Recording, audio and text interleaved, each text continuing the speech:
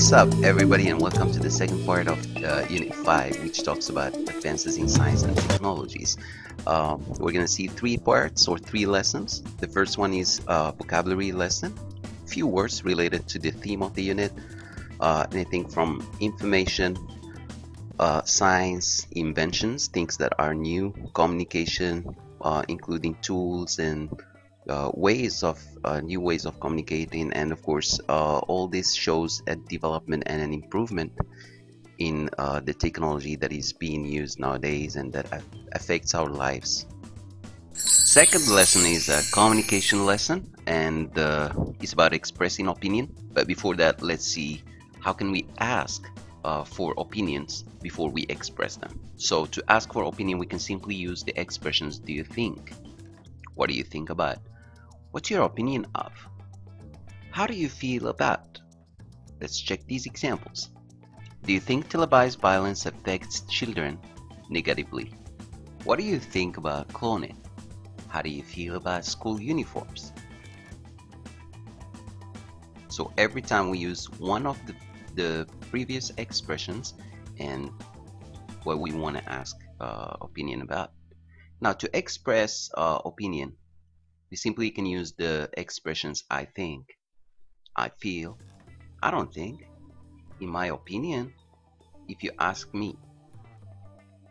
Let's check the examples, and we start with the first one. I think televised violence affects children negatively. I don't think most children are influenced by televised violence. I feel human cloning is wrong. If you ask me, school uniforms are sometimes a good idea. Move on to the main lesson of unit number 5, which is a grammar lesson, and today we're going to talk about the future perfect tense. We're going to see the use and the form as well. First, we use the future perfect tense to express an action that will be finished before some point in the future. How is that?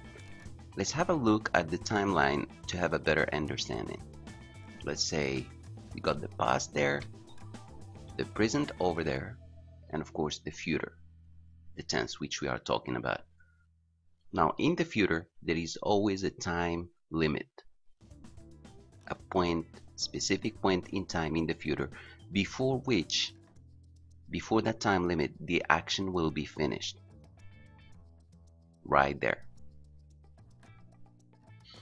Now, some famous time expressions with which we use the future perfect are before, by tomorrow, by next week, by next year, by 7 o'clock, until, till. In other words, the only use of this tense is to talk about future actions that will be finished before some specified point in the future. Two examples. Before they come, we will have cleaned up the house. John will have eaten the whole cake by the time the party starts.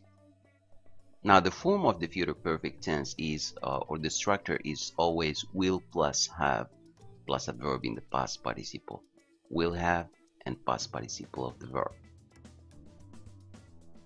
Let's check these example sentences in the future perfect tense, and we're going to see them in three forms: affirmative, negative, and interrogative as well. In the affirmative form, we can say, I will have finished by 10 a.m. You will have forgotten me by then.